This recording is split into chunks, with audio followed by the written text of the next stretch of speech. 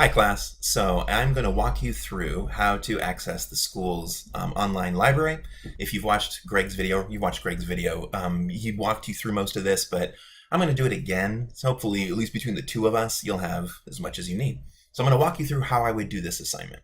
So first, I'm going to minimize myself. How do I do that? There we go. So here we are. First, I'm just at the school's website in general, the LWTech.edu. And if you hit on students up here and come down to library learning commons, it will open up the library page.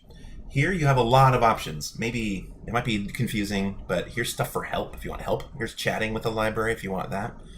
Really useful. But what I want to do for this assignment is come up here and hit explore databases. Library search would search the library's holdings, like the books and magazines the library itself has. Databases searches much beyond that, like really far beyond that, and it will give us digital sources. So I click on the research databases. Here we are. This probably looks familiar. Down here we have all the different databases that you have access to. So I'm going to open up. I'm going to go ahead and open up ProQuest. I know in Greg's video he did EBSCOhost, which is also great. So I'm going to show you ProQuest. These are all great. These are all pretty good.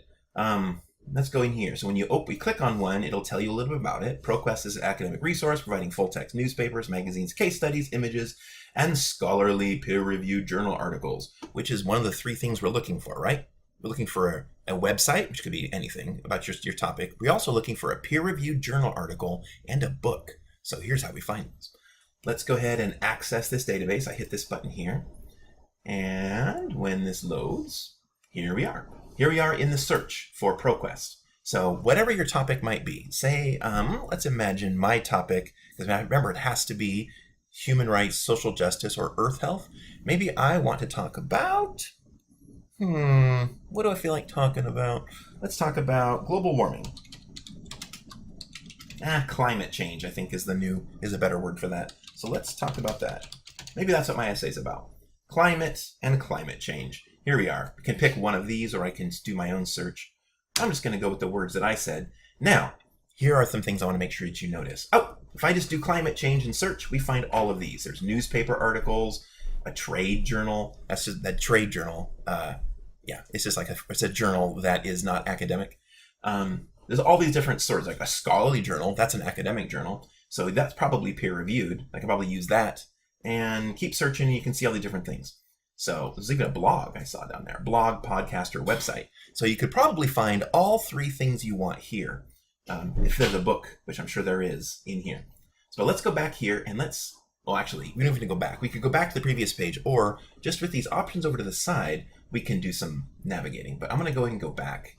Now, maybe I type in climate change and I want to see peer-reviewed things. I click that box, hit search. And now we have, they all say scholarly journals. That's good. Things that are scholarly journals do two things. One, you can use them for your assignment. Two, you can trust them. You can trust them more. No source is 100% trustworthy, unfortunately, because they're all written by human beings.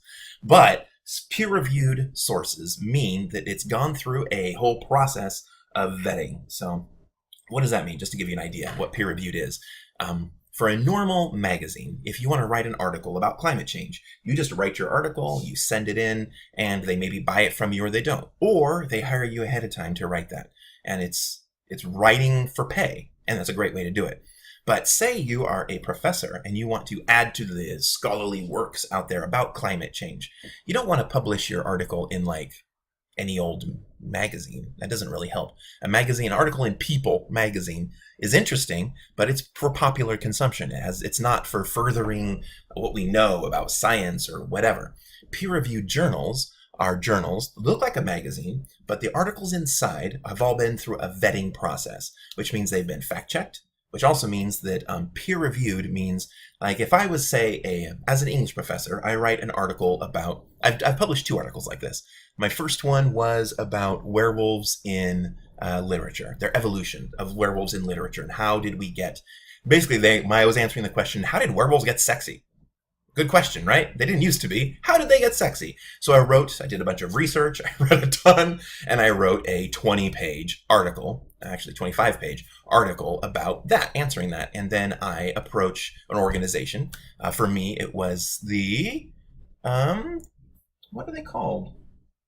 And the International Association of the Fantastic and the Arts. And they have a journal that they publish things in. And they have a yearly academic conference where you can present your articles. So I submit my article to them. That goes through a vetting process. Other people, other English professors and writers, whoever, people who are peers of mine, would look at my article, suggest all edits, and I'd fix those. And then when we all agree it's good, then it gets published. So you can see it's a very different process than getting a magazine article written or a newspaper article written. Very different. And at the end of all that, I don't get paid. I actually pay money to get that thing published.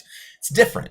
But because of all that, it means you can much more trust peer-reviewed. Anything peer-reviewed, it passes the four moves and a habit test for sure. So that's good. So going back here, this is how you can find peer-reviewed journal articles, which is a great way to find stuff to use in any essay you ever write. Search for that. I'm going to pop us back here. So that was one button for peer-reviewed, right?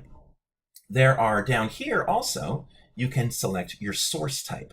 This is also useful for your assignment. So here you can see you can check books, and then you could find books. So maybe I uncheck peer-reviewed, check books, search. Let's see what we find. Now they're all books. So I could just search through here and look for, maybe this is a book I might use in my essay. There we go. This is exactly how you use all these sources, all these resources, I mean. So if we pop all the way back to the database, all of these databases, you can search in the same way. So you can see there's a lot here, isn't there? That's how you use the school's online library. And if you have any questions, you can use their chat. You can call them and get help. You can also talk to me, and I can give you help. So that was what I would have shown in class if this had all worked. But I wanted to show you guys now. So yeah, let me know if you have any questions at all about any of this.